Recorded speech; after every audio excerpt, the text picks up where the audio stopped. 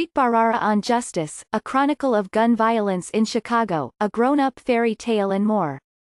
There's a book for every taste coming out in March, one about a fictional band that calls to mind Fleetwood Mac, a deep dive into the culture of programmers in Silicon Valley, a darkly comic novel about a suburb in crisis and more. Here are some titles to watch for. Opening square bracket, closing square bracket. Over the last 2 decades, tens of thousands of people have been killed or wounded by guns in Chicago, but the numbers alone don't begin to express the havoc that violence unleashes on communities. Kotlowitz, the author of There Are No Children Here, profiles people who have been deeply affected by gun violence: a school social worker, a former gang leader, a man who killed someone decades earlier and is still reckoning with his actions.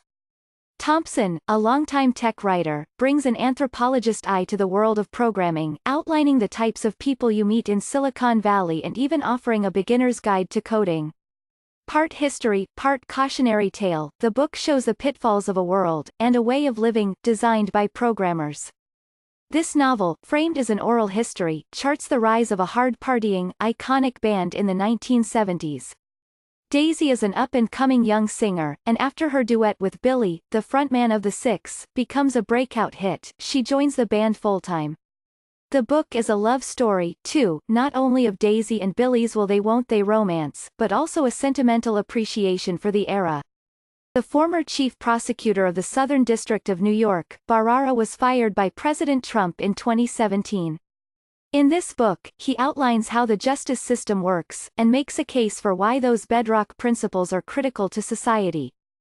Harriet and Perdita, the mother and daughter at the heart of this novel, are passionate about their gingerbread recipe, which is beloved in Harriet's distant home country. The story takes on the feel of a fairy tale, as the women navigate family history, jealousies, grudges and more. Washington's debut reads like a love letter to Houston. At its heart is a boy's coming-of-age story as he navigates tensions at home and figures out his sexuality. Other characters, including hurricane survivors, a scrappy baseball team and a woman having an affair, populate these stories. Olsen, the author of Last Hope Island and Citizens of London, tells the fascinating, and little-known, story of Marie Madeleine Fourcade. Imprisoned twice by the Nazis, she kept her network together and supplied critical intelligence to Britain and the United States, even as the Gestapo killed hundreds of its agents. The lives of 3 Zambian families, one white, one black, one brown, unfold over generations, and Serpil interweaves their stories with a history of the country. Narrated by a swarm-like chorus of characters, the novel starts in Zambia's colonial past and imagines a technologically advanced future. In this modern-day survival tale, a canoe trip in northern Canada turns grim for 2 college friends after a wildfire breaks out near their route. Things become even more dire when the friends wade into a domestic dispute between a man and woman they encounter on the trip, and the novel takes on the urgency of a thriller.